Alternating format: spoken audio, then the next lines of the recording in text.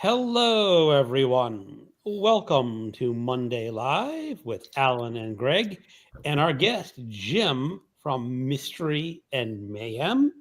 Hi, If everyone. in the comment section, please drop a line and say hello. So, how's it going with everyone tonight? Anything exciting going on? I'm doing well. Yeah, As I nothing was just exciting.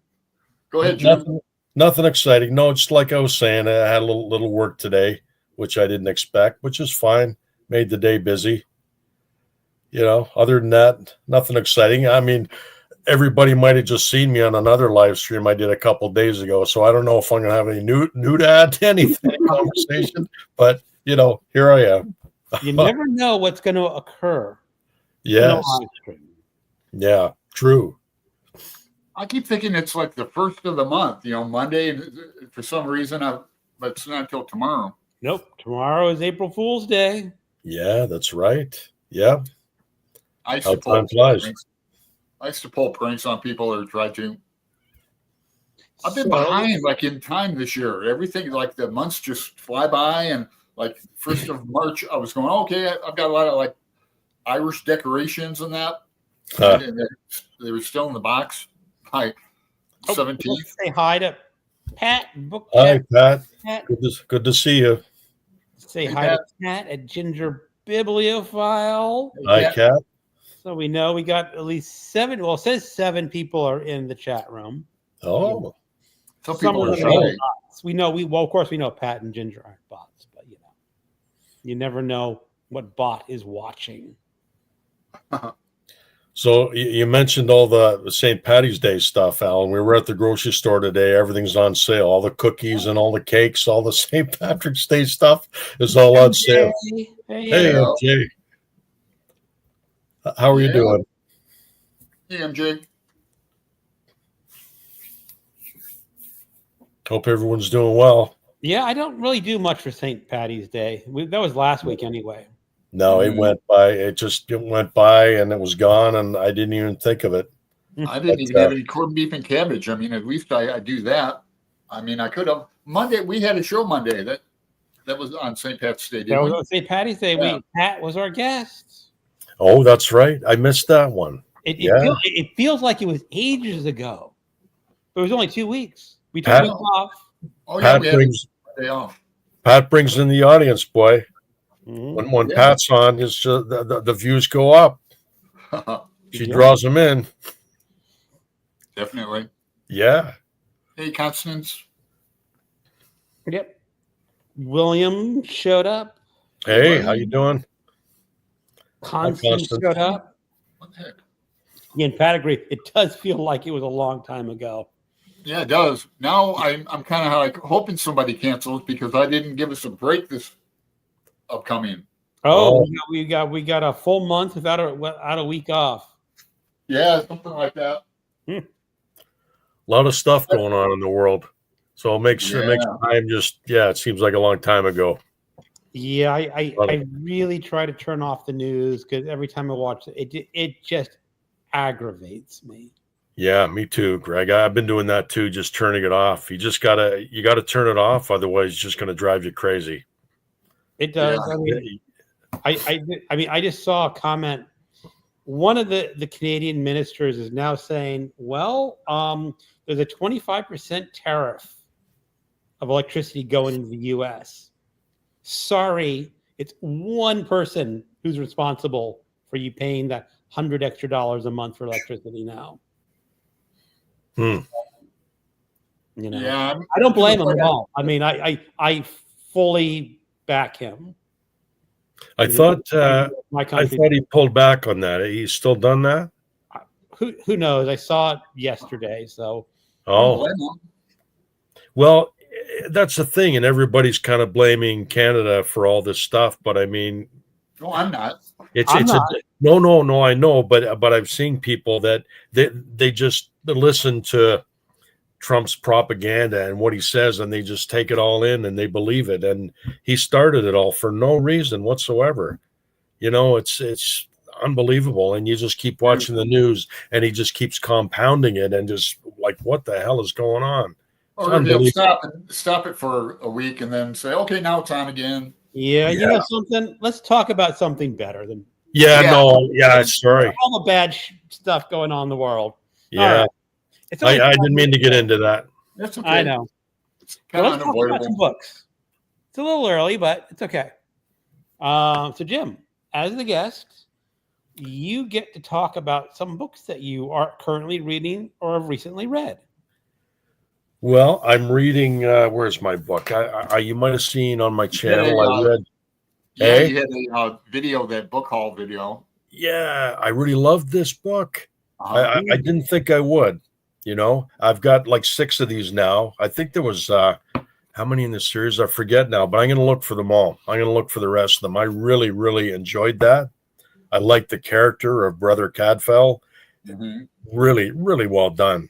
Like it's a historical, cozy mystery. Right. I tried. I couldn't get into it last time I read it for whatever reason.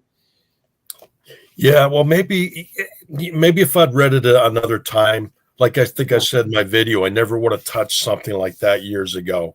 I was strictly into hard-boiled mystery, dark stuff, and I wouldn't have gone near something like this. But I'm kind of at the point in my life where that's not bad. I kind of like there's order and there's calm and there's routine in his life, and then a murder happens and he has to set it right. So, retain the order in his world, in his own little world, and I like that. I really enjoyed it, and I'm going to look for more. I think that's number 3 in the series. So I'm going to have to go find number 1 and 2. I've only tried number 1, and maybe because it was a first book. You know, sometimes first books, authors just don't have it right. Yeah, they haven't found their legs yet. Mm-hmm. Yeah. And I watched the Eaves live broadcast for Book Graveyard, Pulp Mortem, and Tim at Secret Fire Books. They featured it on their live stream, and that's what made me pick them up at a thrift store, and I'm glad I did. But other than that, I'm not reading anything currently. I finished that, and I haven't really picked anything up currently to read. I have a little project I'm working on that it's taken me. I should have done ages ago for my channel, and I've been working on that, and I'm hoping to get that up soon. Long overdue. I'll kind of keep quiet about it right now, but hopefully it goes okay. All right. Cool. What about you, Alan? Well, I've been reading quite a bit. Let me start with a book I haven't started with, but I received in the mail like 15 minutes ago from Flossie. It's brand new. I was thinking she mentioned she was going to send me it because I do like rock bios and that. Yeah. But she just mailed it from Amazon. If she wouldn't have mentioned it, I would have no idea who it's from. And I know it's from her. Now, am I wrong, or is Billy Idol making a bit of a comeback these days? I don't know. He might be. He got really high praise for this. I just read the back and looked at the pictures, and I played. Alan, do you think he wrote the book himself, or is that ghostwritten? I don't know. I think he wrote it himself because, I'm pretty sure he did. I think he's like smarter than he appears type guy. Huh. That's my opinion. He sang a song with Miley Cyrus, and I think it kind of went viral and really popular. So I think he's making a bit of a comeback now. I'll have to search that one because I like her. All these younger people are saying, "Wow, who the heck is this?" We're gonna have to look into him. In the 80s when I was growing up. Yeah. I like his guitar player, Steve Stevens, a lot. He's got a guitar player, yeah. And then staying on the biography kick, this is an old one that I've read half of. I got it from Patricia H., my friend up in Washington. Mm-hmm. And then I read his latest one though on audio, and that was really great because he read it himself. And I could swear, I wish I had the text because I could swear he was going off script sometimes. Just talking, he'd get into he couldn't have been reading it. Huh. So I'll that's going to be for my People April. I read a lot of biographies. I even started a biography playlist. I read so many and rock biographies and that. I like biographies. Mostly biographies of writers and artists, not necessarily celebrities, but writers and artists. Yeah, I love biographies. Yeah. Then I'll be done with Middle March tonight. That was a buddy read with Maeve. Maeve Ever Reads. Wow. Really cool young person, but I'm glad she liked it too. And I found it hard to get into, but once I got used to the names of all the people in that, Yeah. You're doing Finnegan's Wake too. Oh yeah. Yeah, I'm doing a lot in April, but I'm kind of I've read Finnegan's Wake a lot in the past 20, 30 years. Yeah. So it's not hard to just. What do you find appealing about it, Alan, that you reread it so many times? Like a puzzle. It's a real big puzzle, and the more you get into it, the more you know what's going on, the funner it is. I'll be reading it the rest of my life, and if I'm on my deathbed, that will be my one book. Really? Yeah. Oh. Maybe I'll carry Ulysses around too, but that's interesting. That's very interesting. I know when I did Ulysses last year, I said, okay, I'm done with James Joyce. I just said, I read it, and it's just not, his style is just not for me. I mean, there's so many Easter eggs in it if you're Catholic or Irish, and if you've been to Dublin, it's a never-ending Easter eggs of discovery for me. But, yeah, I might have to give it a shot. I don't know if it's my cup of tea, but you never know till you try. Jim, you should try Ulysses, or maybe you should try Dubliners first. Dubliners is excellent. I mean, they're short stories, and it's a lot of some of the characters are there. Yeah, and it'll sort of like get your feet wet to Joyce, but Joyce in Ulysses gets so much stranger and so much more complex. Mm-hmm. And the thing is, you have to get past chapter 3. Yeah, chapter 3 is when people just go, "Oh hell no, I'm not reading this." Of Ulysses. Yeah. Okay. He's walking down Fendimont Strand, the beach, and he's just philosophizing about Aristotle, comparing. I think that's later. That's not chapter. Is that chapter 3? Yeah, Proteus, isn't it? I don't remember. Yeah. Well, I might give it a shot. Maybe I'll try Dubliners first, then. Oh yeah. After that. Yeah, I mean, Dubliners isn't a walk in the park. It's Victorian, and it's a lot of hidden meaning in that. But the characters do repeat in Ulysses and Finnegan's Wake, at least. I'm in another group though that we're starting. I don't know too much about the book. It's called Praiseworthy. I've got it on Kindle. And it opens with a quote from Borges: "I am not even dust. I am a dream." But this is a new book, Praiseworthy by Alex Wright. Let me get the cover. But I'm reading that with Jeff at Kafka, Stalking Kafka. I don't even know that. I mean, I know the channel, Stalking Kafka. I don't know the book at all. Yeah, I'm trying to get to the damn cover. Ugh. But anyway, I think that's about it. I have some stuff coming up on Audible, but Libby. I'm not sure what it is, or I forgot rather. But Praiseworthy, I know it takes place in Australia, outback, and it's a big book, 600 and some pages. Wow. You read some pretty heavy stuff. Yeah, I like to keep busy. Yeah. And I am preparing for Finnegan's Wake by reading other reference books and some audio. I thought it had already started, but it starts in April. Right. You and Roy and whoever else is doing it. Yeah, Pat's in it. So I talked to Pat a lot about it. We're reading like Skeleton's Key to Finnegan's Wake, and I have it on audio too by Joseph Campbell. Oh yeah, I think Roy had that book as well. Yeah. He's He showing on the wrote, show. he wrote that 5 years. Finnegan's Wake was published in 1939, and Campbell wrote that 5 years after just by reading it, which is Mhm. interesting to me. Campbell was a very astute and intelligent. Very erudite, Yes. to say the least.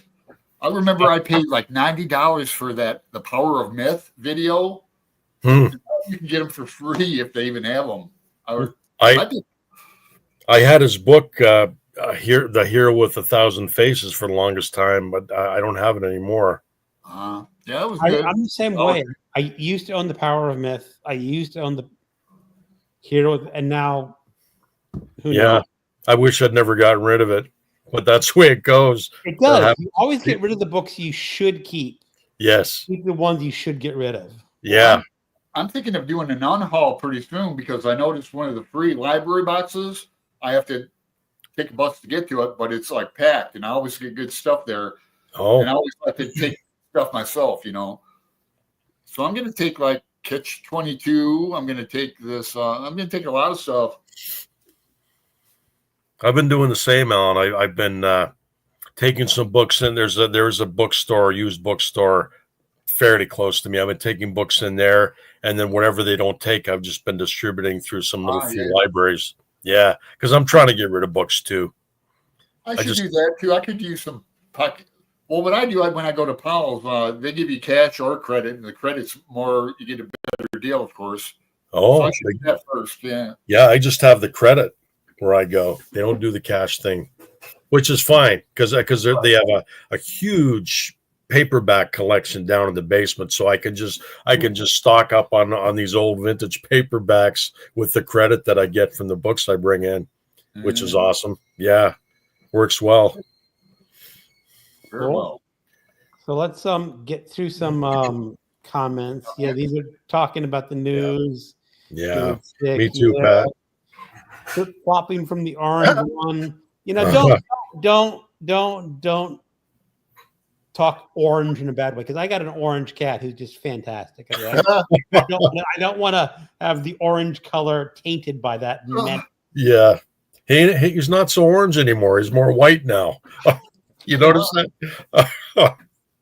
And Elaine showed up. Hey, Elaine. I'm not sure where her. Bella is your orange cat, isn't it? What? Bella. No, that's our girl. Pip is our orange cat. Pip is he's our three-legged orange cat. Pip. My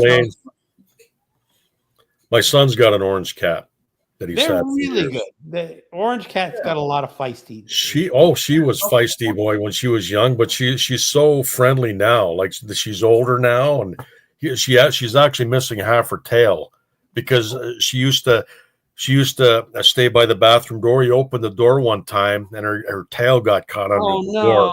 Yeah, and they had to chop the tail. Oh, that's too bad. Yeah. But she's a good girl, that cat. Yep. Oh, Lee showed up. Hello, Lee. Sorry to be late. Hello, California. No, we just started, Lee. Yeah. Yeah. I see. That's like 10 or 15 minutes ago. Somebody mentioned JR, didn't they? No, I don't think so. Yeah. Maybe earlier or late. I haven't gotten down to it. I finished Lord of the World by Robert Hugh Benson. Now reading The Last Man by Mary Shelley, says William. Oh, here says Lee. I'm still looking for my copy of JR to read. Yeah, good. Yeah, JR is actually kind of hard to find in used bookstores for whatever reason. Yeah, JR, look forward to that September. Yeah, that's why I'm now over 40 books I repurchased. Thankfully, at the thrift store. Yeah, she's talking about always unhauling the wrong books. I just read something about Mary Shelley that I didn't know. That she kept after her husband died. She kept his heart in her desk, like his dried mummified heart. Someone mentioned that. I saw a comment on the internet. I don't think I saw the full.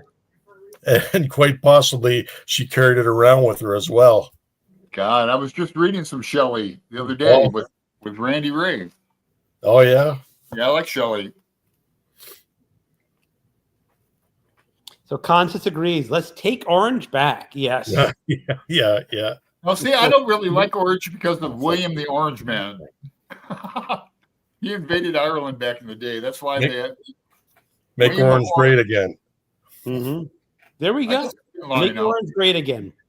I guess it's been long enough. Maybe I can do that as a video with Pip. Make orange great again. Yeah. So Ginger says, "Oh, poor kitty." Yeah. She had a tailless kitty. It was broken. Oh. They had to remove it. She was Pip is so feisty. And it's amazing. You would think you could outrun a three-legged cat. You can't. It's the best cat I've ever known was my grandmother's cat, my granny's cat, and his name was Smokey. He was a Russian blue. He had no tail because it was run over by a car. Like my son's cat, there's still half a tail left, but my granny's cat had no tail, and he had like the 7 claws on each front paw. Oh, he'd act out. Oh, he was the best cat. He was like a warrior cat. He was an outside cat. He was all scarred up, but he was the friendliest cat. Like when he saw you, we just purr. He'd be drooling. He'd be purring so much, but he was such a great cat. Cool. Yeah. Speaking of cats. Okay. So for what I've been reading, I'm going to start with an audiobook. It's The Suspicions of Mr. Witcher by Kate Summerscale. It's a shocking murder and the undoing of the great Victorian detective. This is a nonfiction account of one of the first of Scotland Yard's true detectives. They never used to have detectives, and they sort of created a department of detectives. And he's having to be called out to the country to solve a very heinous murder, where like a 4-year-old boy was killed and dropped into the outhouse.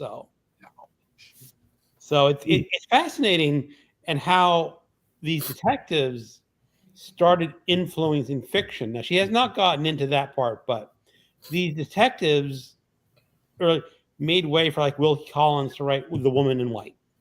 They were basically influenced Will Collins to write those books. Now, what year was this? 1850. Okay. That's when this murder, 1849, 1850, so somewhere around there. They started developing a lot of police procedural like methods, with Scotland Yard, especially after Jack the Ripper. They had to really kind of figure out what the hell they were doing and kind of refine their techniques. Right. Didn't they discover fingerprints around that time? About that time, about late 1800s. They have not mentioned fingerprints in the Mr. Witcher book yet. So, no, that would have been a little later. A little later, I think. Yeah. Yeah.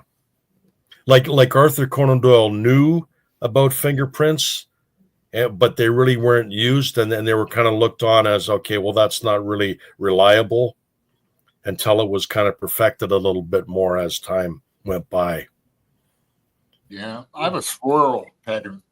A swirl pattern, or it's one of the common ones. I used acid to take mine off. I'm on the run from the RCMP. There's a famous story of a burglar, I think in the 20s or 30s, like a bank robber.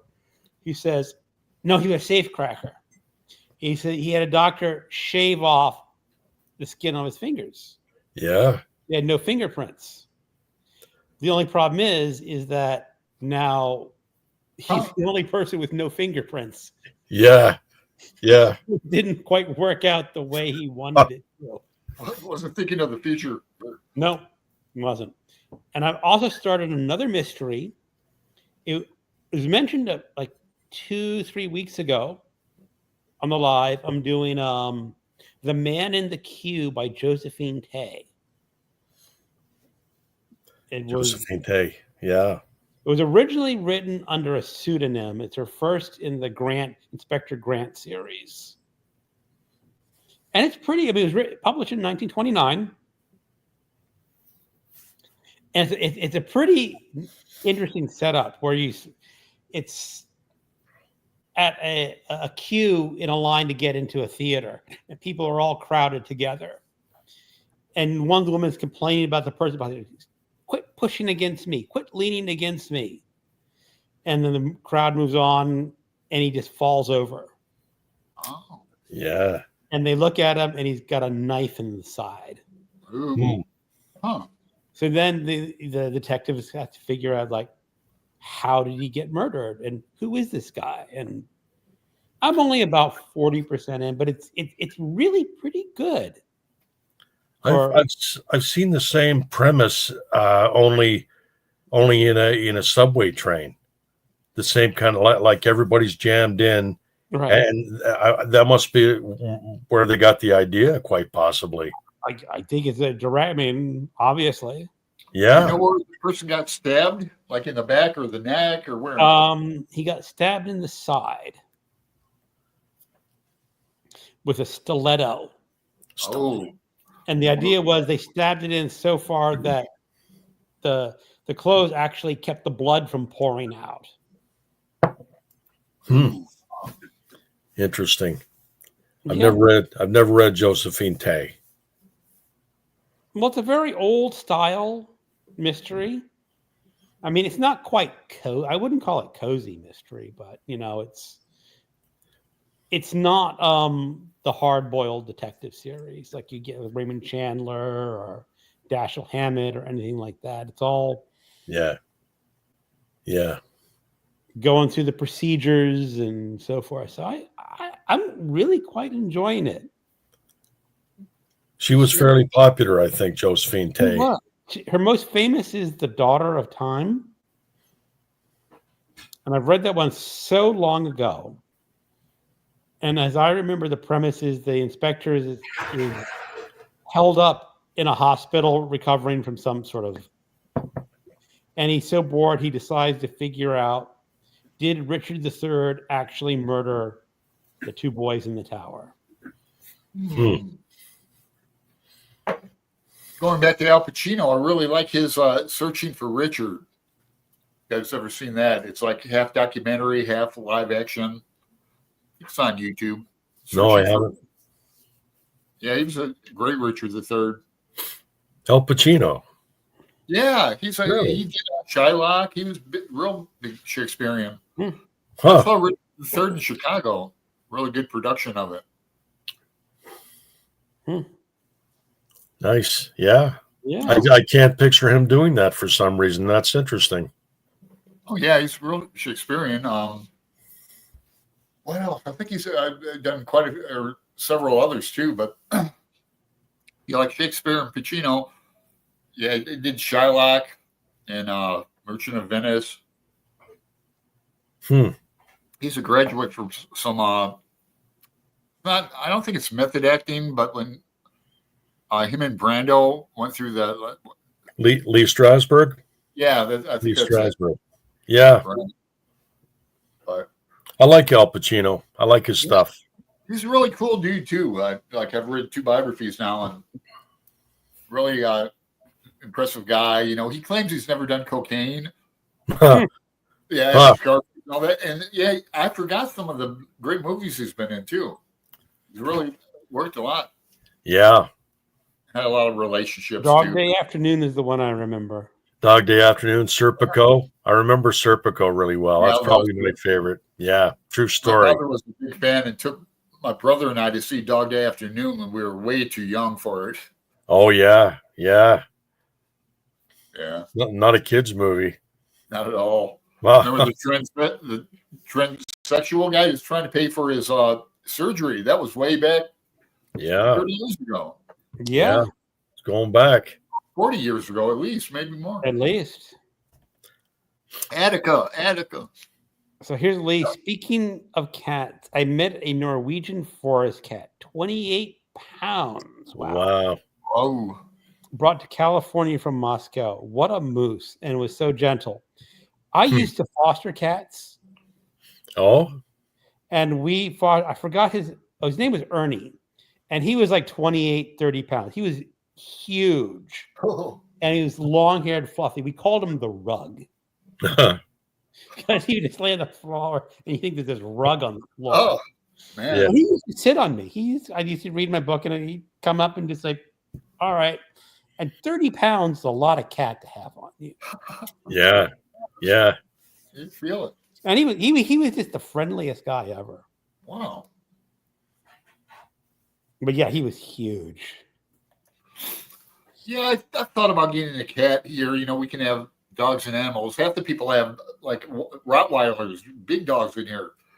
But I'd be too afraid the cat would like knock all my knickknacks down. Well, I was worried about that too when we got our cat, but he's pretty good. I had a girlfriend for 13 years, and she loved cats. I talk about her cat Jada sometimes. Would wait for her in the window. Knew it was like 5:30. She trained the cat to go eliminate on the toilet.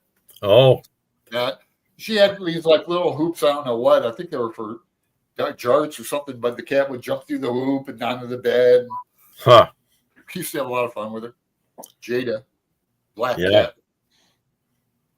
Yeah, I've heard people can train cats to go on the toilet like that.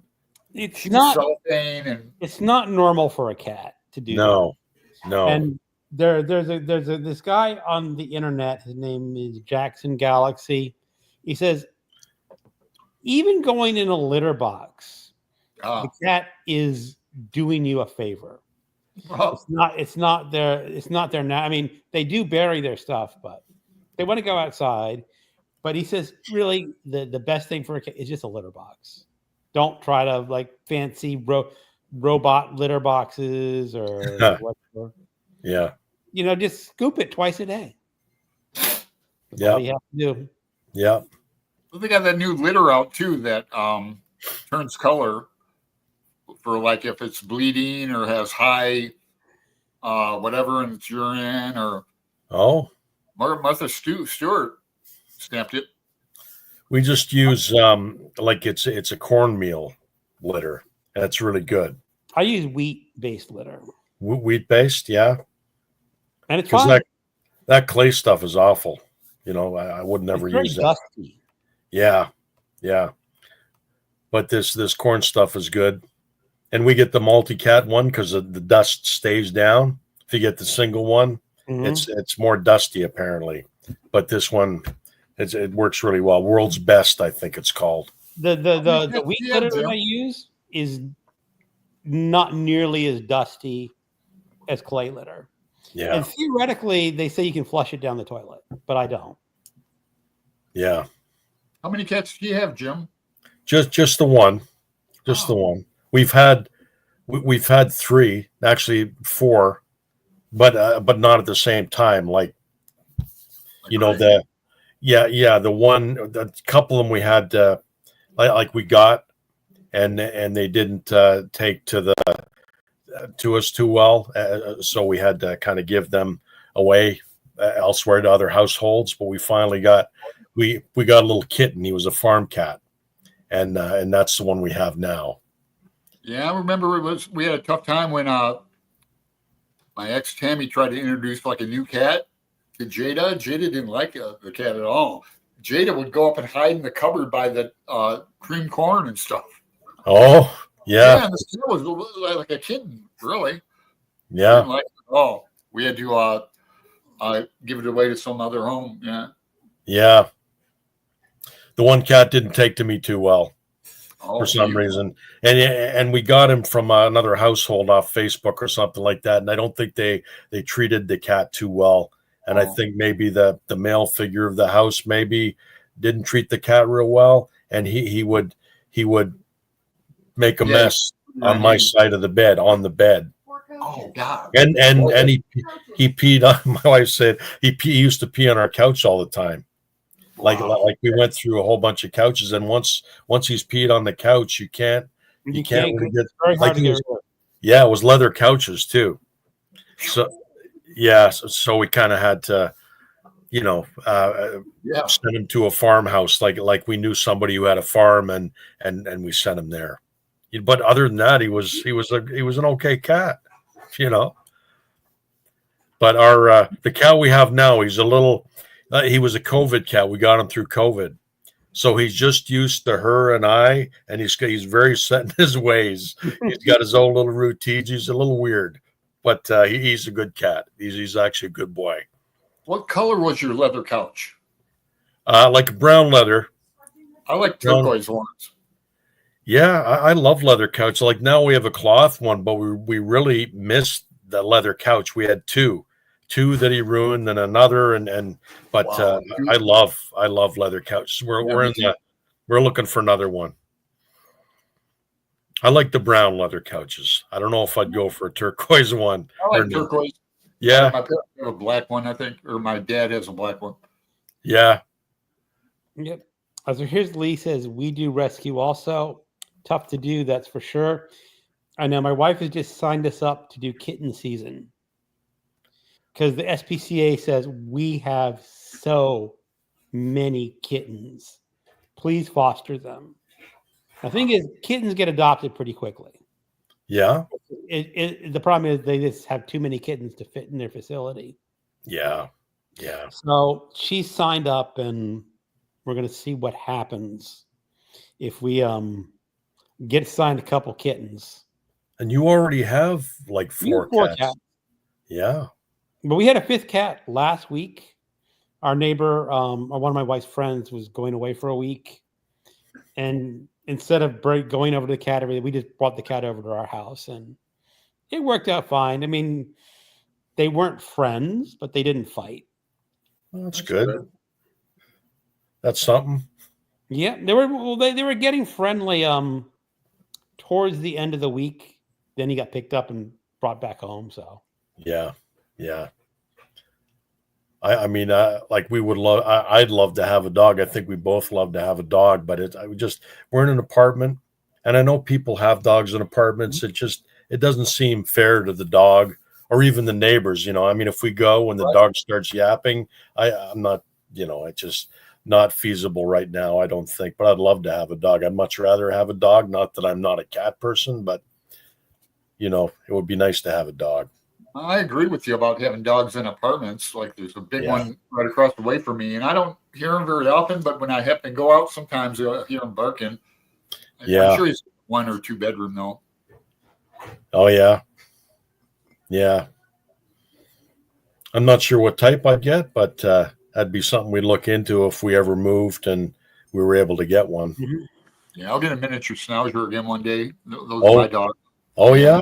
I had one of them years ago as a kid. I had a miniature schnauzer. Did you like it? Yeah. Oh, yeah. Great dog. Yeah, they're really smart. I had one named Angus, and I think I'll name my next one Fergus. Fergus? Yeah, of Ireland. Yeah. Mm-hmm. So, great to have a chat. Got it. Elaine's headed out. But Marcia showed up. Hello, Marcia. Hi, Marcia. Hello. I guess we should stop talking about animals and talk about books, eh? We can. There's one question about Zone Gold. Old cats need homes too. It sucks that people get rid of them for whatever reason. Then they get trapped in the humane society. Deaf kittens too. Yeah. I agree. I mean, I was going to volunteer at the shelter. Oh. The problem is, bad idea for Greg. I would go to the shelter, and they'd have like an old cat, like 12 years old, sitting in a cage. It's not going to get a dog. And I'd take them all. I have 4 cats. I can't take them all. Yeah. I mean, we can do kittens because it's going to be like maybe 2 months, and then they're gone, and things go back to normal till next year. So. And with an old cat, you have to worry that he get along with the cats you already have. Our cats, they seem pretty amenable to like the other cat that visited. And the problem is I live in a retirement community, and some people have pets, and I worry for the some days are going to make that so-and-so died, and they have a cat. And in some places, just toss the cat out, like family, just toss the cat outside. Yeah. And that's sure. I mean, they just don't care because it was grandma's cat, and they can't take care of it, so just get rid of it. Oh, it's really cool. And a lot of these cats never have to live outside in their lives, right? Yeah, and they can't fend for themselves. Yeah, and so I worry that someday that someone's going to say, "Oh, this cat doesn't have enough." Say, "Okay, just bring the cat over." I can see that too, Greg. I can see that too. Uh-huh. So, okay, let's go through. And yeah, definitely understandable. Okay, Zane, I think understands adopting cat. Okay. So what other books and book events are we planning for later these few months? Jim? Well, see, I've pulled, like, I haven't pulled back from BookTube, but I'm not doing events, or I'm just kind of doing my own thing right now. Yeah, you were mentioning that your video. Yeah, and that might change, but right now I'm just kind of just taking it easy from events and things like that. I'll probably do one or two towards the end of the year, but yeah, just I know kind a of, couple people are doing that exact same thing. yeah. And I know some people are thinking about doing it. Yeah. Really are. And it's not that I've become disillusioned or anything with BookTube, but just kind of something I wanted to focus on my own thing, and I want to put more videos up that pertain to mystery and paperbacks and stuff like that, and I really want to focus on that. So we'll see how it goes. The only thing I'm doing different this year is I'm trying to read new releases more, and do like a new release, and then a buddy read, and then a group read in a month. But I'm retired, and then even once I start working the part time, I seem to get more energy. And Greg mentions it all the time. It's like a paradox. I think you have all the time in the world, and you end up just putting around and watching guitar videos, and Yeah, it's easy to do.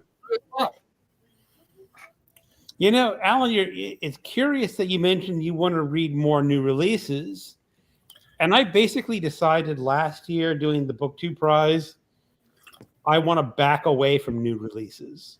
I'm going like, I'm just whatever's going on in the publishing world, they're not publishing a lot of new stuff that I'm interested in. Yeah. I mean, nonfiction still can be okay, but a lot of current, especially contemporary literature, the non-genre is just I just not interested in that. Mm-hmm.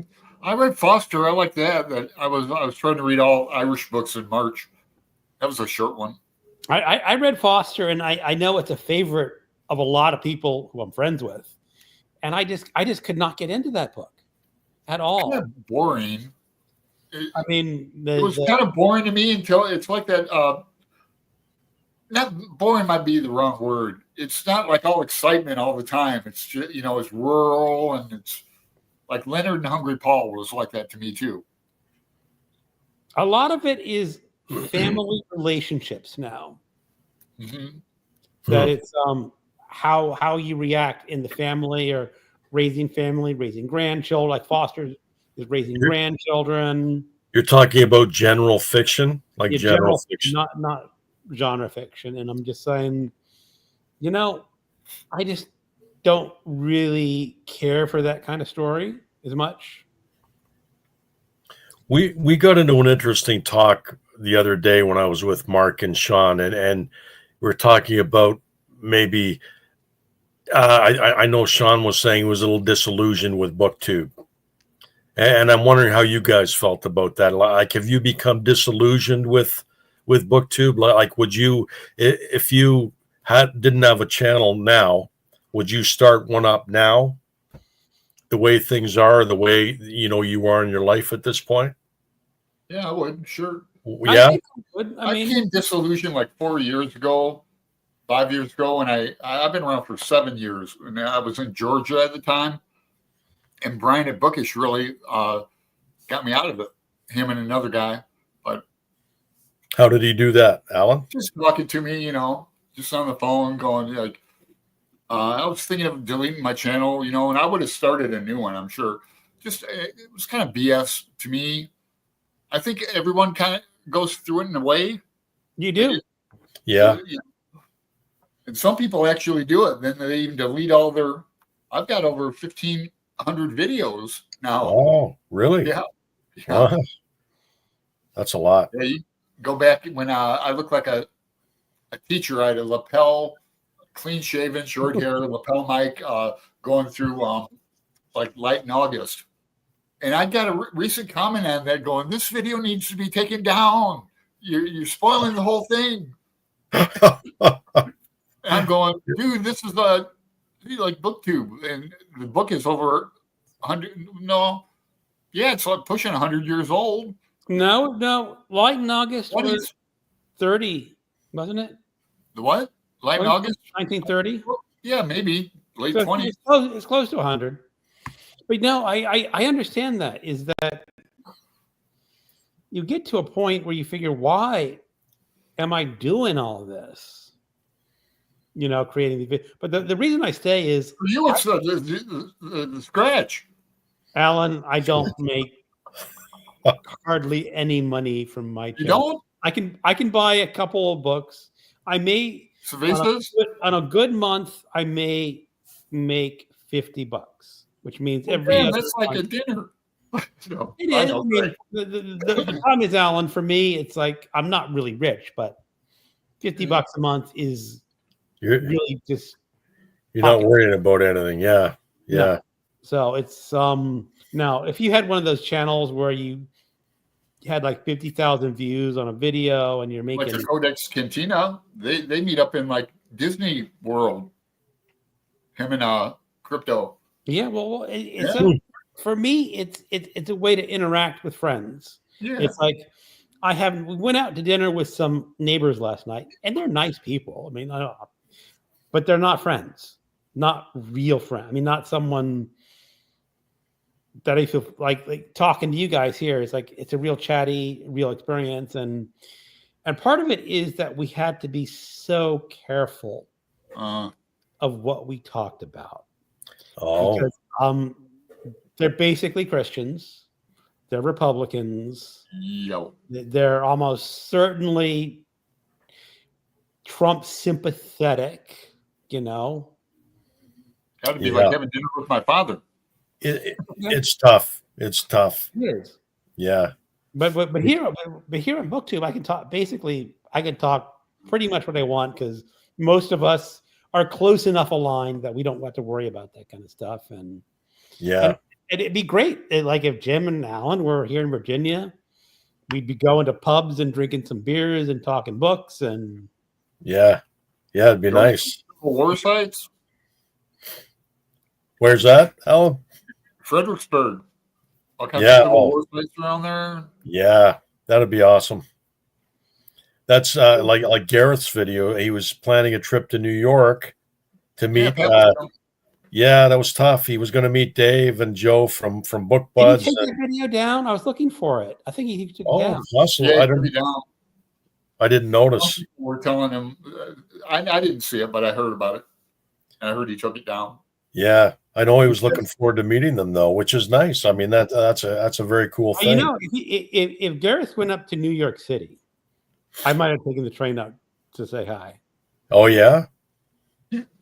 I've been meaning to visit New York City anyway, so it's like it's an excuse, I don't think New York's that far for me either. I think it's like 3 hours or something like that. It's about a 2-hour train ride for me.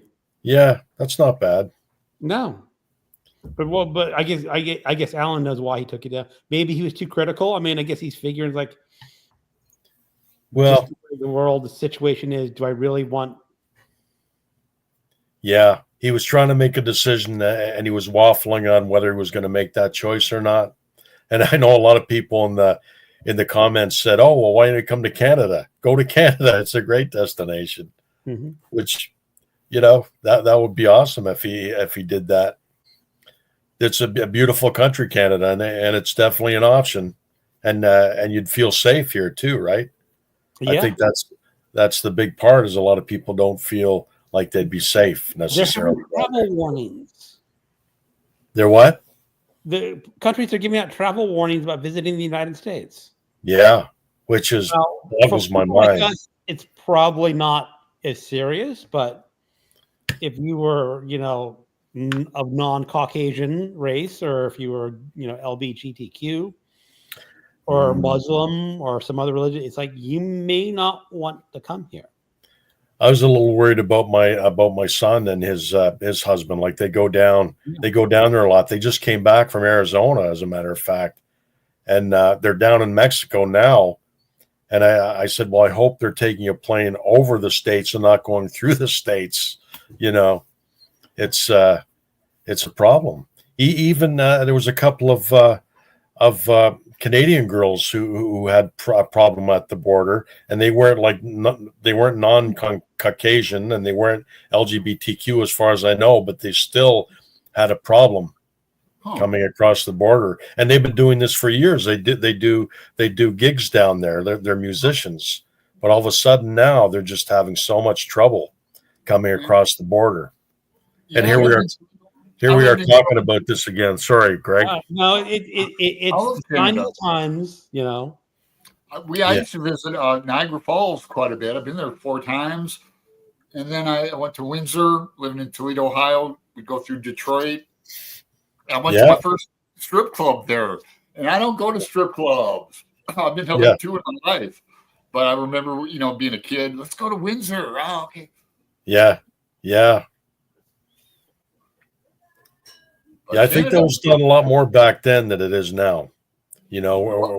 I think that was done a lot more back then than it is now. Like people going back and forth, kids, college kids going over partying across the border and coming back. Yeah. I remember when I was in high school, we had a trip to Newfoundland. Wow. And, we just go to the border and, the guy says, how many people in the car? And we said 8 or whatever. Okay. Oh. Yeah. It was really just very casual, nonchalant. Now you have to have a blue passport or something, even for Mexico. And I don't even know. I don't even want to know. You're gonna have to start having visas to go to Mexico. It's like, we've just walked across the border from McDonald's. I don't blame these foreign countries for doing this. I mean, they're being treated so horribly. Yeah. I used to go to Mexico through Tucson and Nogales. Nogales has a U.S. side and Mexico side. We'd park at McDonald's and walk across and spend a few hours. Yeah. Really? Yeah, and just walk back and drive back. And there was this story I read. It sounded fabulous.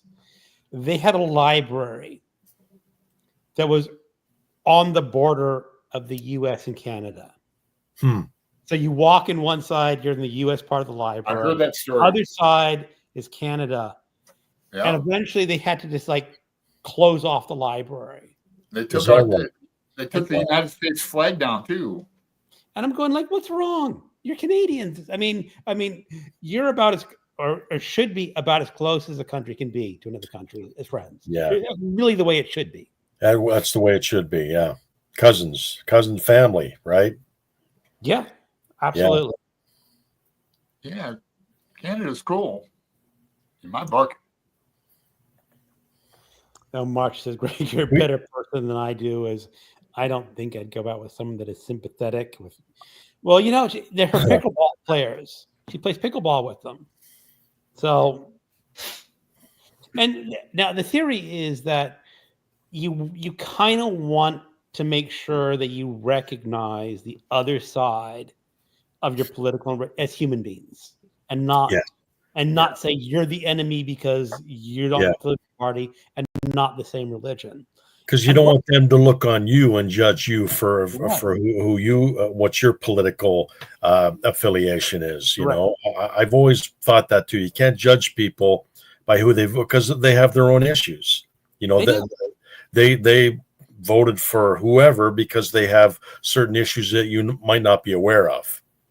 And exactly right. My father's a conservative, religious Republican. But his issue is abortion and that. So he'll never vote for the guy or girl, woman, for pro-choice. Yeah. Do you get along with your dad? I voted for Trump. He did the first time, but I haven't asked him lately, but he said him and he's got a girlfriend. They weren't voting for Trump. So. Yeah, I'm the only one who brings it up with him, and I did a few weeks ago. We got in an argument, and it lasted like a day. Life's too effing short to, my dad's like my best friend, so I'm not. Good. But it's hard to be silent sometimes. I go, look what he did. And you should be able to speak up. You should be able to speak up. I mean, we've got an election going on up here right now. For the federal election, whoever's going to be prime minister. So That's April 28th is voting day. So we'll see how that goes. Yeah. And Ireland just went through some political, it wasn't for president, but it's for something. They were up in arms about it. Yeah, it never ends. There's always something going on. Just getting worse. I mean, I used to argue with my dad about Bush too, and when Katrina hit and all that crap, and I would have been one of those people at the Superdome. I don't have a car. I don't have any way to get the hell out of town, Yeah. Unless with a friend, maybe if they let me ride in the trunk. I don't know. But yeah, it wasn't like that when I was a kid. I remember seeing Reagan at Bowling Green State University, and I went to go see him. He came over in a fake helicopter, like waving. Then the real one. Yep. So we got some comments from Kat. Elaine and I are doing a book of the month. Anne Rice, Ray laid back. Nice. Yeah, I might have to get in on that too. I really like her. Zane Gold hasn't read much. Now I am doing Interview with a Vampire with Jenny. She's in our Jables. Yeah. Oh, okay, cool. We're doing an Interview with a Vampire in September. Okay. Oh, nice. I've read that before, a long time ago. I'm only committing to that one book. Yeah. I'm not committing to the rest of the series. No, and why would you? Because you might read the first one and that one and not, might not get along with it. So I read the first 3 books in the series. Yeah. And I've had issues with all 3 of them. Oh. The first one I didn't really have too many issues with. I mean, the first one was the best. Yeah. But I like the third one too. But the Vampire Lestat, I guess it's Queen of the Damned. I had some issues with it. With her like that. She's a song. rock star. Yeah, and I just it's one of the issues. It's like no, some storylines don't work for people. Yeah. I've never read Anne Rice, so I can't comment. Yeah, I met her in Phoenix at a book signing, and people were around the block, and she was really cool, dressed really gothic. Oh yeah, yeah, I know her story a little bit.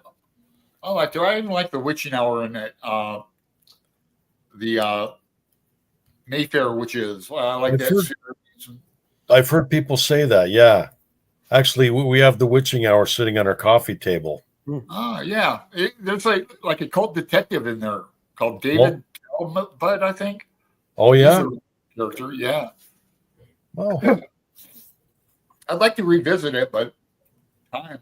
Yeah. Too much. Too many other good things to read. Yeah, I'm really looking forward to this Praiseworthy, that new book. I'm looking forward to that. But what, Greg?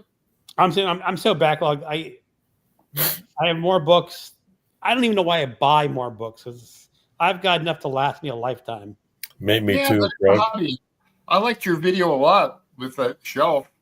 I like the corner shelf you have, that the thinner one in the corner. That's cool looking. Yeah.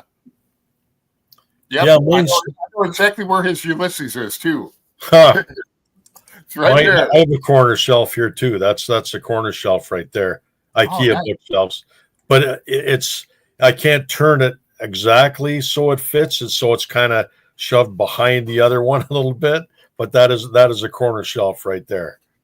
I mentioned back in the day in the 80s, my shelves were cinder blocks with like 2x8s on them. And all my walls were like that. Yeah.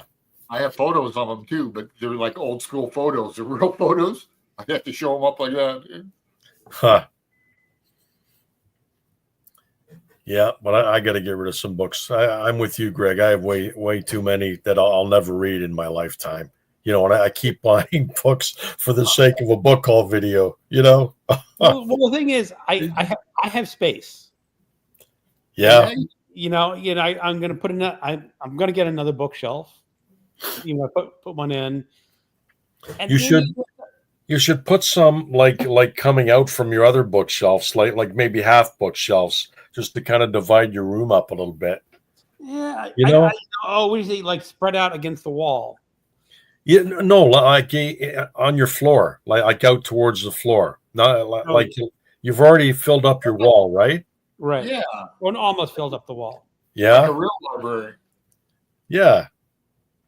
It's an idea. It's an idea, but I don't like the crowded feeling, and I don't get a crowded feeling with Chris my. has, I might be speaking out of turn, but she has her own like area for gardening too. He's kind of encouraging as it goes. Yeah. Hold on, you might be able to see her gardening area. Yeah, you take it over. That's a huge area, man. That's Yeah, huge. it is. It's the thing is we bought this house, and the upstairs has 2 bedrooms, kitchen, living room, sunroom. It's perfect for 2 retired adults. I mean, perfect size. But when we're building the house, he said, "Oh, why not finish the basement?" And we put in a 3rd guest room. We really probably shouldn't have put in a 3rd guest room. Our 2nd guest room. We don't need a 2nd guest room, even though that's where Alan stayed when he was here. When you build a guest room, people are going to come by. Yeah, if you build it, they will come. The thing is, as I said, you can sort of see it. This room is just ridiculously large. Yeah. I mean, There's another little bookshelf over there. Yeah, and he's got bookshelves in his guest bedroom too. Yeah. Wow. My laptop is on a twirly, so I can. I would have that so made up like a Sherlock Holmes room. I would have a pool table. I would have a billiard table down there. Well, Alan, one of my neighbors has the same house design, and he has a pool table in his. Of course, I don't think he reads but 1 or 2 books a year, so And then you guys got 2 pool tables at the right. country. And I never play pool. I mean, I tried it and just doesn't do anything for me. I haven't played pool in like decades. There's a pool place here in my neighborhood downtown. I take a bus to it, not downtown Portland, but downtown my neighborhood. Yeah, they have a real big, and you can gamble there, like video poker and all that. But they have it's a restaurant and a bar and billiards. And my dad keeps saying he's going to send me his old cue because he doesn't play anymore either. And once I do that, I'll start playing. I like it. I grew up on pool and golf. I did. I remember in high school there was a place above the old red and white grocery store on Larn Park Road, and they had pinball machines and they had billiard tables and all kinds of stuff. It was just a very cool place. I love pinball, and I haven't played pinball. But the new ones are. Have you played recently? The new ones. Check it out next time. The new ones are incredible. Like pinball machines. 3 decks high with all these rails, and it's like oh god. Well, I was never real good at it. Oh, you got to learn the machine because go. And I was terrible when I played pool a few times. The problem is, it's a game that the first time you play it, of course, you're not going to be very good because it's the first time you play it. Yeah, I just don't have the patience. Practice a game and get good at it.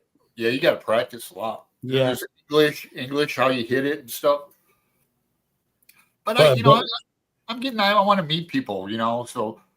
But I stopped drinking like over a year ago, and I don't mind going out where people are drinking, but that atmosphere, not a real rowdy place. It's more, like I said, it's more kind of geared toward billiards, but it is a bar too. Yeah. There's a couple places in Hamilton that are pretty sketchy, apparently. So, I mean, there's places I would stay away from, but Hamilton sounds like a really cool town, though. Yeah. Yeah. Oh, yeah. I love it here. So, Family and Books, Paula says, hi. Currently sprinting myself. Says, popping in to boop the like button. Well, thank you. Oh, thanks. Thank you. Ginger. Well, we did interview with Vampire last month, reading Lestat this month. Not too far. Oh, she's talking to Zane Gold, who wants to do the Anne Rice books. And Constance talking about it too. I like Vampire Lestat, where he plays a rock singer. Mm-hmm. So on Bookish Topics, just started Middlemarch today. Oh. To look up the Latin terms and other literary references. Alan's going to finish Middlemarch today. Yeah. I could have finished it over the weekend, but you know me, when I'm reading a really good book, I don't want it to end, and it could take me longer to finish the last 25 pages than a chapter. You know, I thought you were having troubles with Middlemarch. I was in the beginning. Yeah, I was, but I got the names straight. You know, it's just kind of like any kind of big thick book like War and Peace. You got to get the names in your head, the relationships, or I do. Took me a while.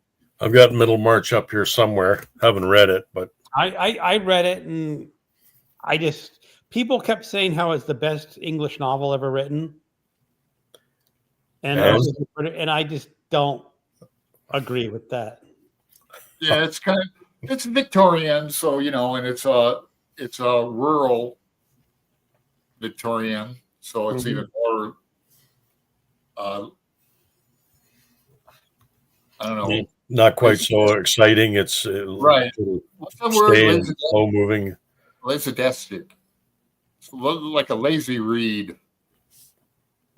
And the biggest problems are people in trying to control women and that. And watch out with those new ideas. And, you know, want to be schooling too much. Yeah. All about marriage, getting the right marriage. And yeah. Well, it was a buddy read. I don't know why I wanted to read it again. A lot of people, it's their favorite book. It is. A lot of people love it. I liked it more than I remembered. I didn't read it since the 80s in school. So for Kat, Lewis is her favorite, or my least favorite character. He feels whiny after a while. Oh, okay. Talking about vampires again. Yeah. And now Lee's joining us for Around the World in 80 Days in April. Oh, Spring into Adventure? Yeah. Nice.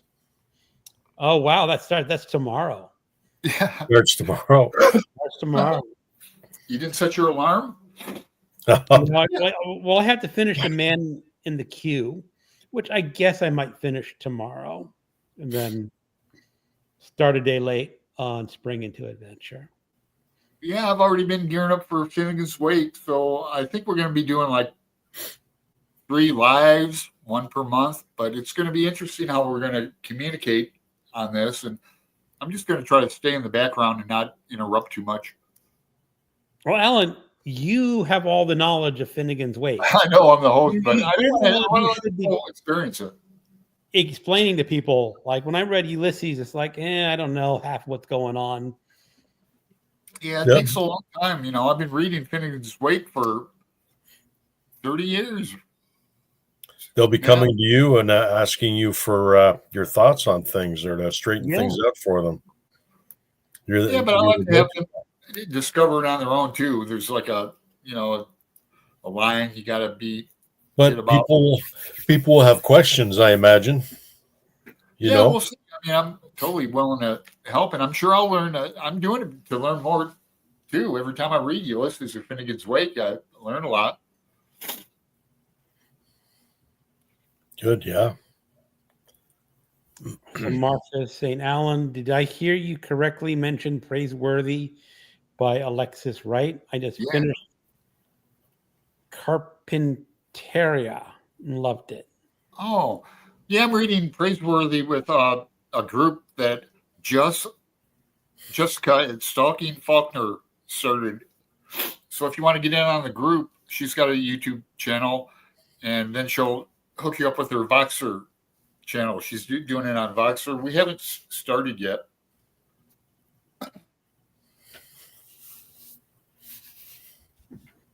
All right.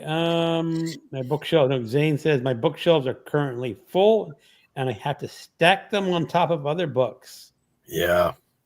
I got books stacked everywhere. Yeah. I'm thinking these classics I've got up here, I'll probably maybe get rid of some of them. I don't know. You don't have room to expand your bookshelves where you are. Not really. Not really. I want to get rid of my comics, a lot of my comics that are behind me, and I want to expand like books for like paperback bookshelves behind me. but that's going to be a lot of work and take a lot of time. When you But say that's get rid of, do you mean Hey? put in prison storage? Your Well, comic book? I don't know. I might get rid of them. Oh, like sell them? Yeah. Not Oh, all of them. There's some I'd keep, but I think most of them I could probably just kind of sell them and get rid of them. I would love to get into a booktube event on comic books because we have a couple comic book stores still in Portland. Yeah. And, yeah, I used to be into them. I don't know. Something I'm debating. Like the Codex Cantina, they were talking about Green Lantern, and that's I never read that, so I'd be into doing that. Not that they were going to do an event, but they were just talking about it. He's a good character. Quite a history, Green Lantern. Is that Marvel or DC? That's DC Comics. Okay. And he's one of the Golden Age characters. You know, and then like Alan Scott was the original Green Lantern, and then when the Silver Age came around, you've got the Hal Jordan Green Lantern, and then it just went from there. John Stewart, Kyle Rayner, and then you got the whole Green Lantern Corps. It's quite, if you wanted to get into comics, the Green Lantern comic characters and comics are a good thing to get into. Go ahead. Some stories. A series called The Green Llama.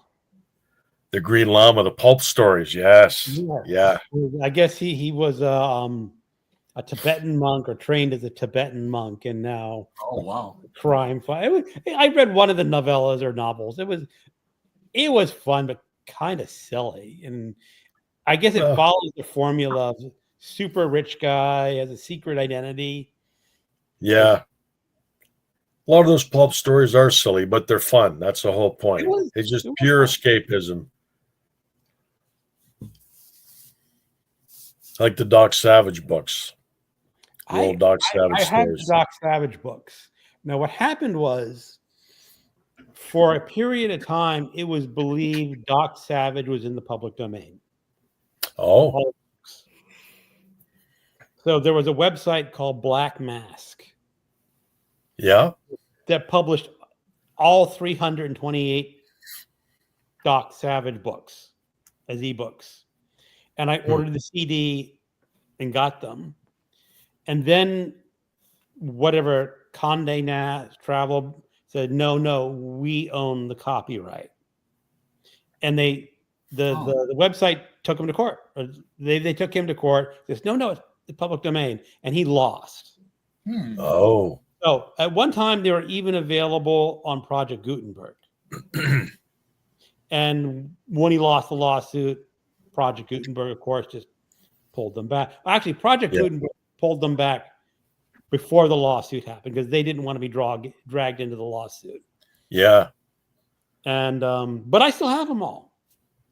Yeah, you've got them on CD like a hard copy, basically. Not an online thing. HTML, yeah. Oh, okay. Yeah. Now, I guess it's legal because I bought it when people believed it was legal. Yeah. So I don't think I have to destroy them or anything like that. No, I wouldn't. I can't distribute them. Yeah. Distribute them would be. I mean, I think you could probably freely share them as long as you're not getting money for them. Probably if you don't talk about it. Yeah, right? Right. And there was a lot of them, like you said, like over 300, right? Like a lot of them. Something like that. Yeah. I got maybe 20 or so of the papaperbacks, which I love them. If I read 20 Doc Savage books, I'd be done with Doc Savage. There'd probably be enough. Yeah. Yeah. I know Michael K. Vaughan wants to read them all. I do too. I would. I know Philip Jose Farmer read the entire series. He wrote the book Doc Savage, His Apocalyptic Life, kind of as a companion piece to the Tarzan Alive book. And he read every Doc Savage story so that he would have the info that he could talk about it, properly, and about the character's history, which was kind of cool. I have those books. They're very, very cool books. I've only read River World, but maybe another one, but I really like Jose. I loved Riverworld, man. I just finished the Riverworld 4th book yesterday. Oh, really? What Yeah. did you think, Greg? Overall, the first book is the best, hands down. Yeah. He lost control of the book, I think. Mm. He just too many characters. Oh, there was a lot of characters and too many storylines going on. And the last 2 books with a fabulous riverboat. The Dark Design. The Dark Design and the Magic Labyrinth were originally supposed to be 1 book. Oh. And the publisher made him publish it as 2 books. Hmm. Each book was like 400, 500 pages. And this is back in the 80s where they're not going to do 900-page books. Yeah. And I was reading with Gavin, and I said, I think the publisher made him cut a lot of that book. Because there are storylines that just disappear. Very abrupt endings. Yeah. And I read them all. I tore through them after I got the fabulous or this To Your Scattered Bodies Go. I just went out and I was lucky enough to find them all, and I just tore through them all. But it's going back a ways now, maybe 15 years ago. Yeah, so I don't recall a lot of it. They're really the last of the Magic Labyrinth has one of the best battles I have ever read. Yeah. You have you start off with a biplane battle that goes on for like 3 chapters, and it's just fabulous. Yeah. And then you have 2 riverboats battling it out like broadsides. Huh. And it was just a really well done battle. Yeah. Yeah. With consequences that you really don't expect. I mean, he really comes out like you're reading this book and say, I know how this battle is going to end. No, you do not know how this battle is going to end when you're reading that book. I like the battle scenes in War and Peace. Napoleon. Huh. I don't know if they go on for chapters. I just love. Go ahead, Jim. No, I'm just saying. I just love the entire premise of the series. The river. Like, are you going to carry on with it, Greg? Yeah. What? Yeah. Are you going to carry on with it? There's one more, the Gods of Riverworld, which, I mean, when he published the Magic Labyrinth, he said the series was done. And then he published another one. But it's good because there's a lot of story that's just unfinished in there, and I'm hoping he wraps it up and kind of continues, because I know I'm pretty sure it continues with Burton as the main character.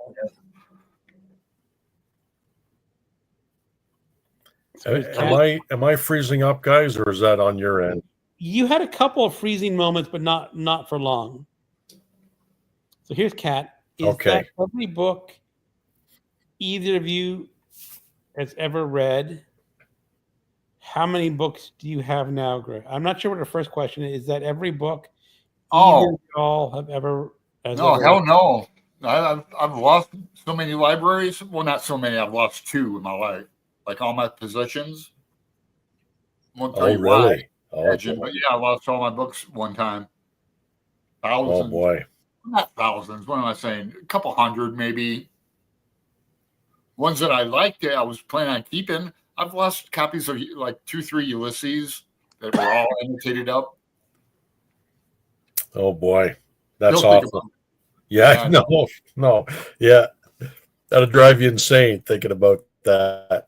Yeah, it used to a bit, but it's been a while now. This is back in Phoenix, so God, it's been like 15 years. At least. And she says, how many books do you have now? I don't know. I haven't counted them. You mean you don't sit there and count them and go wow. No. You can make a guesstimate if you wanted to, though. Easily enough. Maybe not. Well, yeah. Over 1,000, easy. Oh, yeah. I was going to say 15. Somewhere around about 1,500, 1,200 to 1,600, somewhere between there. I'd have no idea. I don't know. One of these days, maybe I'll have to count them. I have a website where I can log every book that I own. I've heard about that. It just takes time. That's a lot of work. You got to pull it in. You got to scan the IS. You got to scan the barcode. If it has a barcode, if it's older, doesn't have a barcode, you got to type it in. If it's really old, you have to put in the entire book information from scratch. Well, maybe some weekend when Chris, well, no, she doesn't go on conventions anymore. I was going to say you could get some cervezas and just beep, beep, beep. You could, but if you had too many cervezas, you'd be. You wouldn't get much work done. No. I keep losing you guys. What's your database go back to, Greg? 98? Oh, for books that I've read? Yeah. December of 1990, I have a database of every book that I've read. From 90? Yep, December of 1990. Wow, cool. Wow. Isn't that something? There's got to be a book in there if you were keen to write it, Greg. You know, make a book out of that. No. Maybe I'll do it for you. Besides, the problem is writing it. If I start writing a sentence, I stop, say, okay, what's the next word that I want to write? I'll have these two choices. I'm like James Joyce in that way. I can write maybe 30 words a day. Then you got to figure out what order to put them in. What order? It says no. I'm not the writing type. Yeah. Well, you were at one time. You wanted to at one time. I did. I did a number. I wrote like 20 short stories, something like that. I submitted some to publications, and this is back in the late 80s, maybe early 90s, and everything, you mailed off. And yeah, you get discouraged easy. I mean, I did as well. It takes a lot of time to write. It does. When I was younger, I had a big passion, but I would drink when I would write, and that's not a good idea. You think you're writing brilliantly, and it's shite. Well, it depends on who you are. Jack Kerouac, apparently. All true. Well, some people don't like Jack Kerouac anyway. Who was Truman Capote? Truman Capote says that's not writing, that's typing. Right, famously so that because Jack had a big roll of paper, just roll on he just type away. Yep, never stop typing. Big scroll. I have a couple of his books up here. My favorite one is Dharma Bombs, where they go mountain climbing in that. I don't know. I don't know what's going on, guys, but I keep losing you. I don't know what the heck's going on here. Oh, we got you now. Am I disappearing off your screen or? No, you're froze though. Freezing a little bit. Yeah. Now you're unfroze. Now you're unfroze. But let's we've been on here about an hour and 20 minutes, so let's get through some comments. Wow. Okay. Time flies when we do. Now, they're talking about Anne Rice. I'm going to skip a lot of the Anne Rice comments back and forth just because they're talking to each other. Justin is here. Hey, Justin. Huh. I was thinking about Justin the other day, nonfiction book. I wanted to ask him about. I didn't get far in Middlemarch. I'll probably try again someday. I would need a translator for Finnegan's Wake. Yeah. No apostrophe in Finnegan's. Cat, gotta feed the babies and play adult. Have a great night, everyone. Good night. Right. Have a good night, Cat. Green Lantern is awesome. Just know the character and some lore. I have not actually read any of the comics. He's a cool character. Did he have any pulp novels like that? Or is he just comics? Comics. Green Lantern's comics. Yeah. Walking Dead graphic novels are amazing. Some of my favorites. Yeah. I've read a few of the stories.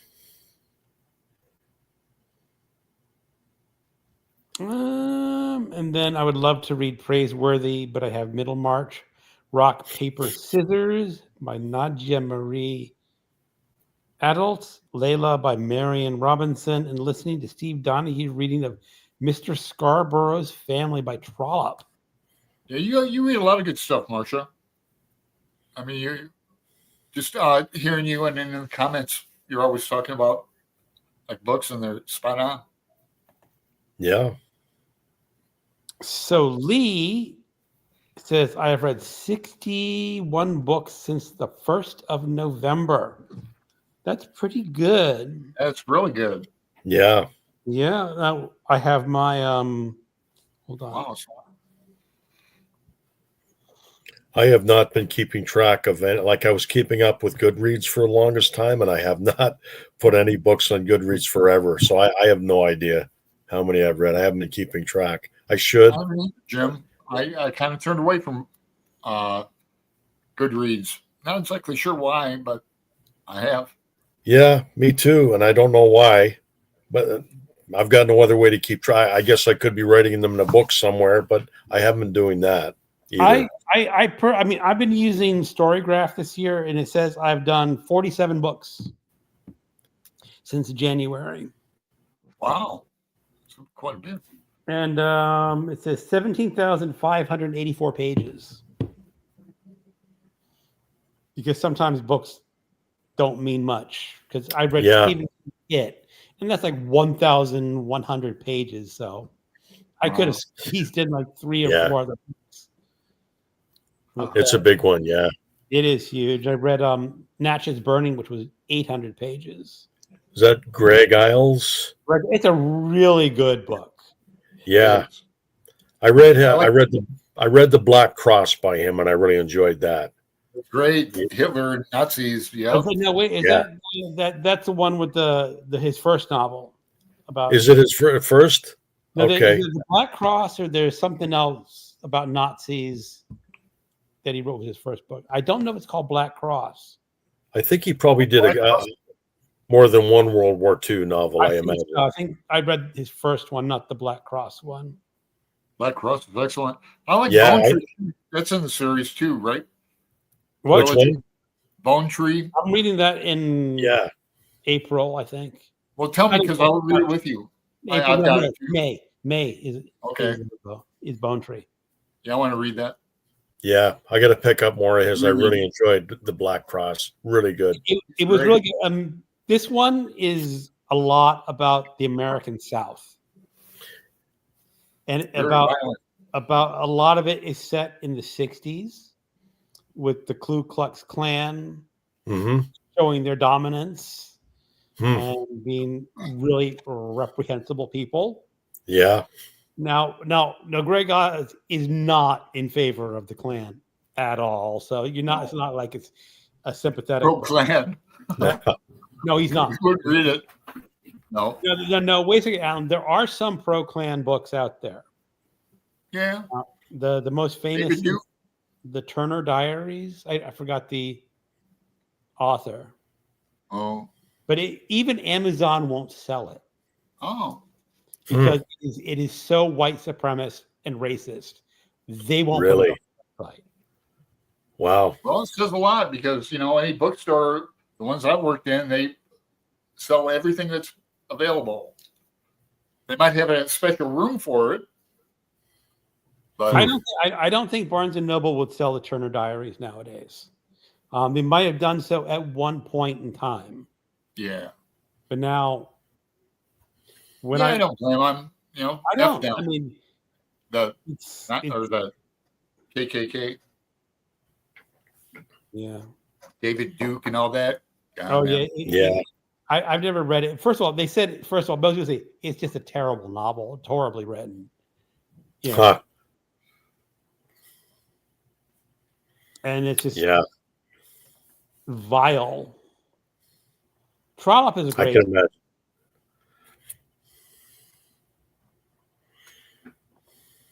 Steve did Pride and Prejudice last July, and I was hooked.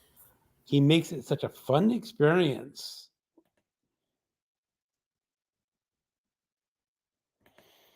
I stopped keeping track of how much I read and pay attention. I like that, but I've been doing this since December of 1990, and I'm not going to stop now just because it's a huge record. It's a huge record. If I go back, what did I read in 1997? I can tell you exactly what I read in 1997.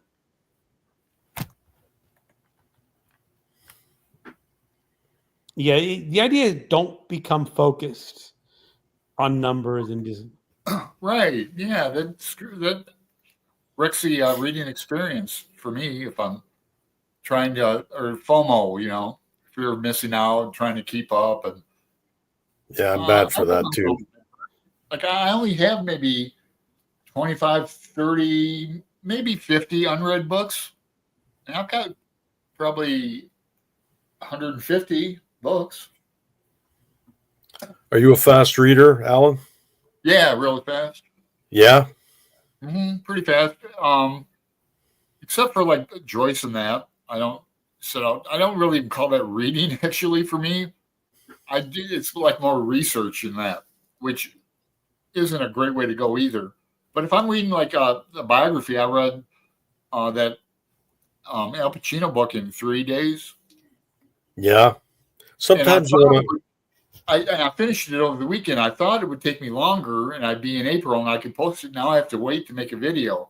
Now I know I can make a video and make it come up like tomorrow or something, but my memory on my phone is so low. And it's a decent phone. I just got a bunch of crap and photos and on it. I can't make too long of a video and keep it. I've run out of space too. I just have to delete a whole bunch of stuff to make room to do a video, because I don't keep any of my videos. Once I upload them to YouTube, they're off my phone. I delete them too. Because once they're on YouTube, I mean, I guess theoretically YouTube could delete them and they're gone for good, but I don't care. I mean, who cares about the videos that I made 2 years ago? Yeah. There's one to look back on. But well, maybe some of them are better off deleted. Yeah, maybe so. Definitely for me. Somebody commented on one of my old like guitar videos, and they were like kind of laughing. And it was on an acoustic guitar. I think I was trying to play AC/DC for some guys I worked with like 3 years ago. So AC/DC on an acoustic isn't a lot of fun. Yeah. But I hadn't thought of that video in years. Well, if you can make it work. I have another channel all for like guitar and harmonica. I don't put anybody through that anymore on my BookTube channel. I might do a ZZ Top one coming up, a short for Randy Ray and Brian and Angelia in Texas. Oh, I love ZZ Top. Yeah. So Marsh said, when I was keeping track of how much I was reading, I felt very stressed about the number of books and not what I was. I don't focus so much on the number of books I read, but I do like to keep track of the pages. And I'm also counting for my own project when a book was published. So I can say how many books, and I break it down by decade. So how many books from the 1920s do I read in a year? And 30, yeah, you do. Yeah. And see where your reading tastes actually align. Because I thought I didn't read a lot of new books, but I actually read a lot of books from the 2000s. I see you made videos on that subject where you go back and do a little dive about a specific author or somebody, and you can tell when. And and I noticed that I used to read a lot of books published by American authors. If I go back, I read in last year, I read 60% American authors or something like that. So why am I focusing so much on books from the United States? Good translation. What? Translations. A lot of good ones. Well, part of it is that I really can't read a whole book in Spanish or French. When I was reading Dostoevsky, I could sometimes, because they had a couple of sentences in French, I could sometimes understand what the French sentence was meaning. I could not read a book in French. Right. That's good. Even Spanish is probably better for you. I could read maybe Jorge el Curioso in Spanish. Boy, wouldn't you love to read 100 Years of Solitude in the original? Oh, I could not do that. I know. I wish I could. I don't have I lived in Phoenix for 25 plus years, man. I have no excuse. I wish I would have buckled down and learned Spanish. Alan, we're 60 years old. Yeah. We're not going to be fluent in Spanish in our lifetime. I could get a Spanish girlfriend. Okay, you can get a Spanish girl. I can't get a Spanish girl. No, I guess not. But I could. You could. Hey, Canada's a bilingual country, and I've never learned French. Yeah, that's true. Now, Wow. is Canada really bilingual, or is only Quebec bilingual? No, the whole country's bilingual. Because you get the prime minister up there speaking, and he speaks half in French and half in English. Yeah, it's policy to do that, even though Quebec's the only French country really, or province, but the whole country is bilingual. It's supposed to be. Montreal is, isn't it? A lot. Yeah, but I never learned it, and I should. But as Greg said, you really should, Jim. I'm 60 years old. I'm sorry. We're all 60, right? I'm 61. Yeah. Well, Jim, I'm teaching myself French through Duolingo. Yeah. I've been that about a year, and it like I said, I could make out the French in the Brothers Karamazov because it's very simple French. It's not complicated. Yeah. When you get into real literary language, it just get to the point where. Well, French Canadian's different than the European French, and I can pick out a lot of the words like the French Canadian. So I mean that's an immediate kind of advantage if I did want to start to learn. There are a number of cognates that help along, but it's not always reliable, and the grammar and the way they say things is not always the way we say things in English. Like they're teaching you to tell time, and we would say, what is it now? It is 9:40, or like 8:45. In French, you would go, it's 10 minus 1/4. Oh. Huh. And the thing is, if that's the way you tell time, it's perfectly natural. I mean, it's not wrong saying it's 1/4 to 10, or it's 10 minus 1/4. Yeah, it's the same. But when you read it, it does not come across naturally to you at first. Yeah. The Irish say a lot of like half past or half past. 30 past. But Jim, you can pick up Duolingo. Duolingo may not be the best. You may want to go like Babbel, I think is better. Ooh. I've heard Babbel's good, yeah. Duolingo does focus a lot on helping younger people learn the language. I bet you could pick it up pretty fast, Jim. I probably could, like in school, the early grades, they teach you French. You had to go to French class. And then once I was able to, have the choice not to, I decided not to. But I mean, those early classes, I never picked anything up. Yeah. But my wife is French. She just said she'd teach me, so she should. Oh my God! Your wife, wait a second. Not an in, Jim.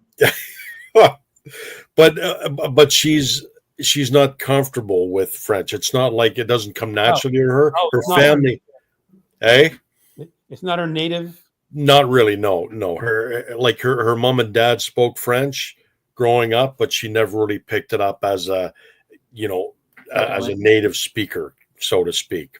But she does understand it. We went to Quebec City a couple of years back, and it took her a while, but she was able to pick up when people were talking to her in French, and she was able to converse with them in kind of a basic way. Mm-hmm. But yeah, I mean, if we both wanted to kind of learn together, she knows a lot. So I don't know. It's something I should have done long ago. It'd probably be really easy for her, like on one of these apps, because if she's close to being not fluent but conversational, I guess would be the Yes, yeah, and it comes back to her fairly easily. Wow, man. Yeah, you should try it. I mean, why not? I've always wanted to learn a different language. I tried to learn Arabic, and I tried to learn. What the hell's the other one? I forgot now. It was so long ago. Here she is now. Oh, thank you. You forgot to tell them I'm fluent when I'm angry. She's fluent. Wow. She's fluent when she's angry. It comes trippingly off the tongue, then. Yeah. One thing is, I think Arabic is considered one of the hardest languages for. Yeah, that's what I heard. Yeah. Oh, it's like an alien language. Their sounds are not the same. Their alphabet's not the same. Yeah, and the way they use their mouth and their tongue, it's like totally alien to how we speak. Right. And it's just something. And I did pretty good, actually. I remember I was driving a truck and I had to go to a greenhouse where a whole bunch of Arabic guys were hired as farm workers, and I was able to just say basic things to them like thank you and please and God be with you and that kind of thing. And that was like their eyes lit up when I talked to them like that. But and Romanian was the other language I tried to learn, just for the heck of it, and I never got very far. But you'd think that French would have been the first one I would have tried to learn. Well, on the Duolingo, they used to offer a course in Navajo. That's cool. No, I tried a couple of. It's just nothing. Really? They during World War II, you probably know about the Navajo code talkers.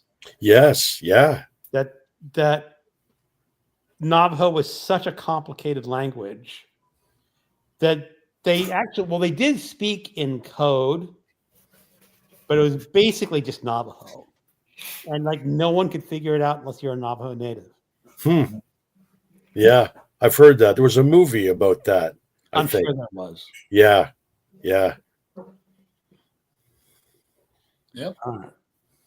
Mark says, Greg, you're keeping track of data you're collecting sounds interesting. It's not just numbers. Well, thank you, Marcia. Justin should learn French Quebec. Everyone should take it. Then you can go to Voxer and we can start trying to communicate in French and Voxer. Yeah. I heard Gaelic's pretty hard too.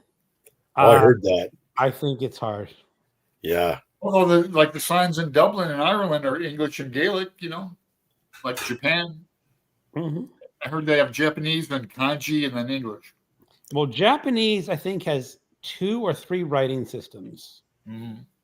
And kanji is the easiest for Americans? I don't know. All I know is... cool. Very cool. Well, we've been on for an hour and 45 minutes, so let's think about wrapping it up. Yeah. Started. No. Any books that we're looking forward to reading in the next month, April or May? I'm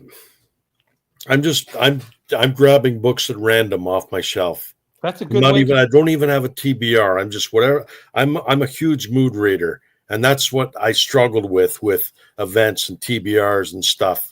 And I've been enjoying so much just grabbing random stuff off my shelves. I've got like 6 mysteries back here that I think I featured on an episode that I just grabbed, and I tore through them and I enjoyed the hell out of them.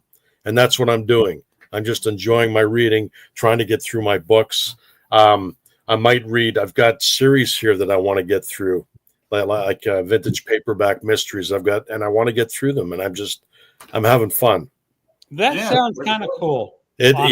I'm enjoying myself so much right now doing that. Yeah, I mean, I do like my rock biographies and that, so I'll get to this. Not this month, but sometime. Yeah, that's cool. He's a pretty cool guy. That cleanse the palate type of thing after middle March. I'll go Yeah. do a rock roll biography. I just did one on the Allman Brothers last week and posted it. That was fun. Oh yeah. Yeah. How about yourself, Greg? Well, I'm doing Spring into Adventure, so I got 4 books for that. I've got The Great Gatsby. Yeah, I'm I've doing got that. another roadside attraction. Yeah. For sure. And My roadside is over by my bed. other than that, I'm trying to keep it pretty open. I don't have any other main events. May is coming up, so I'm going to do Horror Mayhem. So I'm working on my TBR, but that's mostly going to be a lot of short stories and a lot of short novels. Maybe I'll get around to reading that The Elements, that Michael Conley, is it? Oh, yeah, I want to read that. I've had it on my Kindle for a year. What book? Like the Harry Bosch series? No, I've read quite a few of those. No, I'm talking about, what did I say? Michael McDowell. Oh, I said you said Michael Connelly. Okay. Oh, no, not Connelly.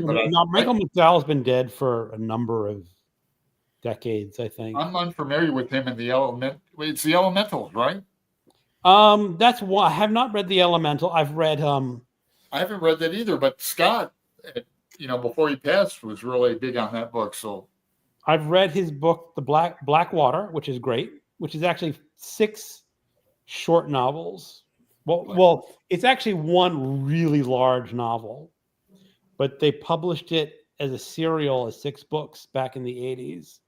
And that's a really good historical horror novel.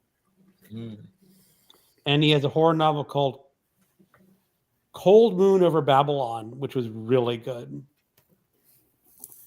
But I have not read The Elementals. Well, I think I'll read that in May. Well, if you have it, read it. I mean, don't. All right. And Lee says, I finished 80 Days. I want to read JR. Now, we're going to do a group read of JR. I think it's in September. Yeah, September. If you want to join us, or read it now and talk to us in September. I really read it now and reread it in September, because this is a reread for me. Have you read it 3 times now?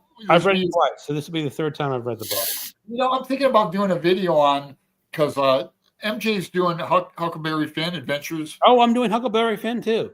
Yeah, me too. Cool. I'm going to listen to it. Elijah Wood. I have the Elijah Wood text from Audible, and I have my Kindle version of a hardcover version. But I was thinking about doing a video on like books I've read 3, 4, and 5 times, because this will be at least the 5th time I've read Huckleberry Finn. I love that book. Yeah, me too. Yeah. I remember trying to read it as a kid. Did you read the Dan Simmons book in Homes Where the Heart Is? You mean the fifth heart? Fifth Heart. Yeah, I did. Yeah. And he had a great chapter where Samuel Clemens was saying why the book failed. Yeah. I thought that was a really well thought out. Yeah, I love that part. I remember reading that and thinking, is this something Mark or Samuel Clemens actually felt, or is this Dan Simmons? This is Dan Simmons. Okay. He's saying this is why he thinks it failed. Okay. And now I'm happy to reread it, because now I'm going to look at those chapters and say, does it fit Dan Simmons' theory? Oh, I think it's going to. Yeah. Yeah, that was interesting. I mean, there was a lot of good parts about the Fifth Heart that I like, that kind of stuff. But I mean, for the most part, it didn't hold together. No, it didn't hold together. I didn't get along with it too well, which was unfortunate. But there was very cool pieces. Parts of it. It had like I said, that one section was brilliant. Yeah. Yeah. Did you read Drood by Dan Simmons? It was brand new, yeah. My favorite. I mean, it's okay. My favorites on Dan Simmons are Song of Kali, which is his first novel. I got to reread it and see if I still like it.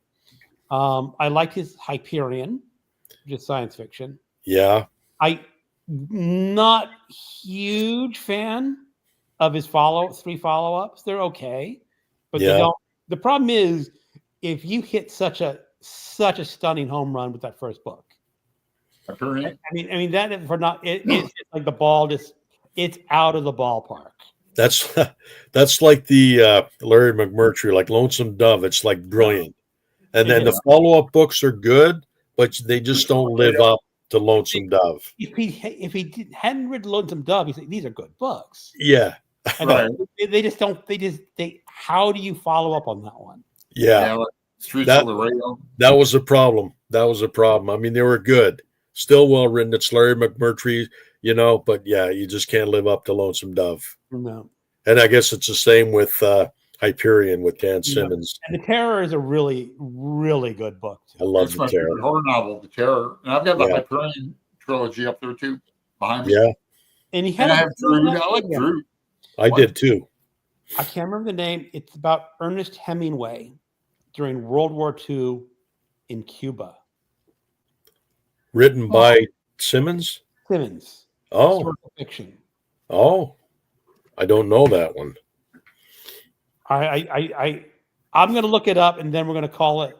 We'll call it a night because it's getting kind of late. Yeah. Okay. I love how he deals with authors, when he delves into an author's life.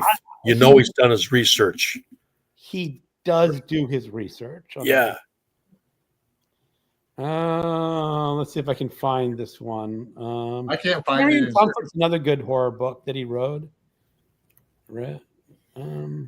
Summer of Night was good. And don't forget his PI novels. Oh yeah, those are pretty good too. I love those. Have you read those? Yeah, I've got them on my shelf behind me. I still have to get them all. Crook Factory.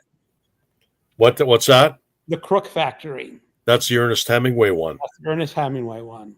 Okay. Oh, that's also pretty good. Yeah, I haven't heard of that. I don't know. I mean, it's not quite up as the ones we've been talking about, but it's good. Yeah. Okay, everyone. Well, Jim, thank you so much for coming on again. Oh, thank you. Boy, thank you. Yeah. Thank you for everyone who came to the chat room and are still in the chat room. I think Lee says, I want to read Tom Holland's book, 12 Caesar. Mine is coming. Excellent. Okay, everyone.